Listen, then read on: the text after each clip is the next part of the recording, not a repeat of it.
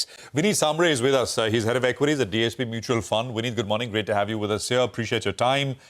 I want to start with IT, and I think in your portfolios, Coforge is a big bet in that sense.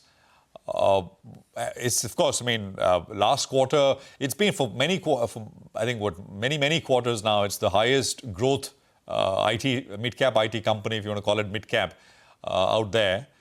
But there was that deal, and that didn't enthuse investors too much. That's the last quarter. Expectations are out for this quarter as well. So just talk us through your bet here with Coforge specifically, if you can, and of course, IT services broadly.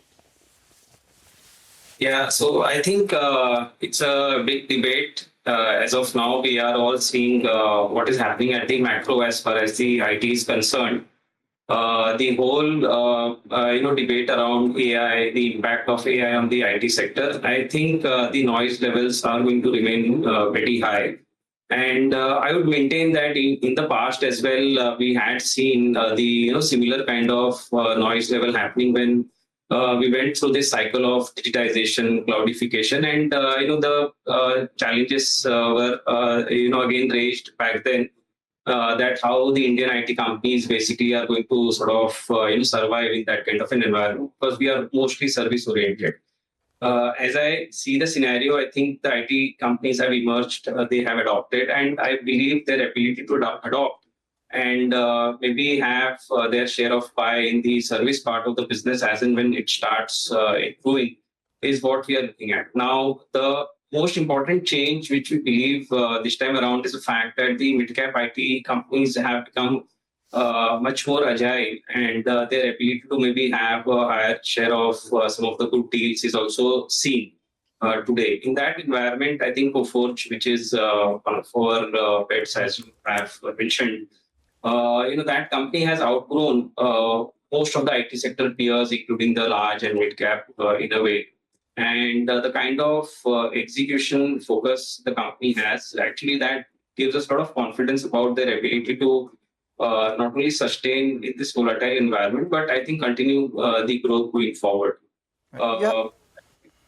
So I think what we are trying to sort of focus on is the companies where the visibility of growth remains strong, and maybe valuations particularly not very attractive, but still I think we go by the visibility of strong growth which the company provides.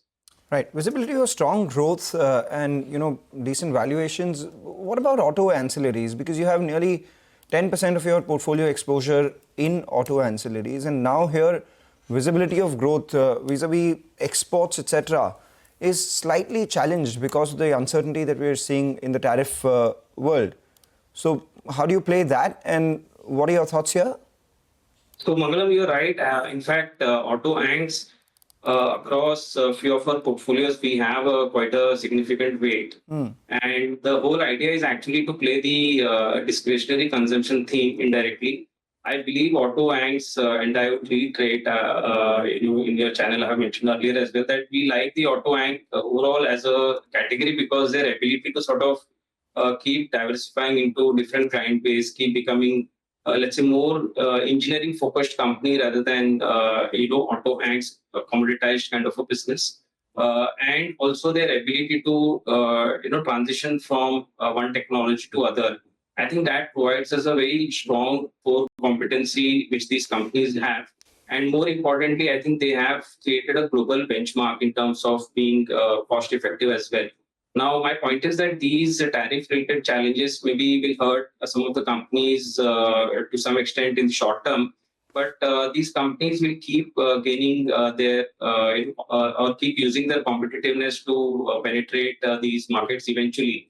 Or whenever these tariff-related issues subside, I think these companies are going to only gain. So I believe that there's a huge opportunity which is there. In the domestic market, the GST benefits will percolate down to the sector, the auto OEs. And from that perspective, the auto ancs should also emerge as beneficiaries of this momentum. All right. Hi, Vinit. Good to see you again. So you like the discretionary consumption theme. Select auto ancs as well as what you're positive on. Did we get that correct? Yeah, Nigel. All right. And what about, I think, for the BFSI space, insurance is something that was standing out. You were, I think, having a positive view a few months or so ago. If you could tell us what is the pecking order out there? I recall NBFCs and insurance we had spoken about. Do you continue to like those themes?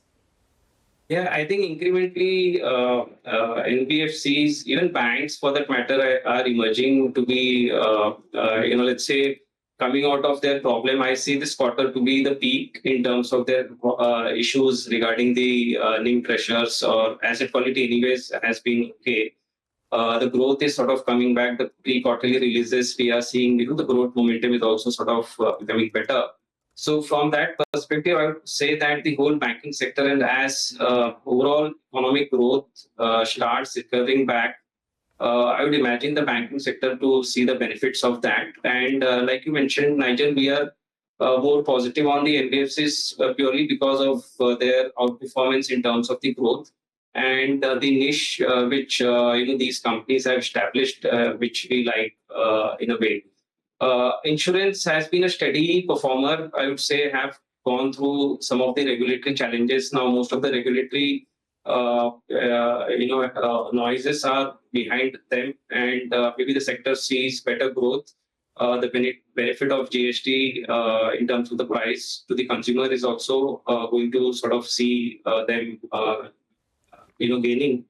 And incrementally, we have seen that on the margins front, the VNB margin front, so the insurance businesses have sort of shown a recovery from the last year. So I think that's where we stand, and which is where the insurance also becomes part of our portfolio.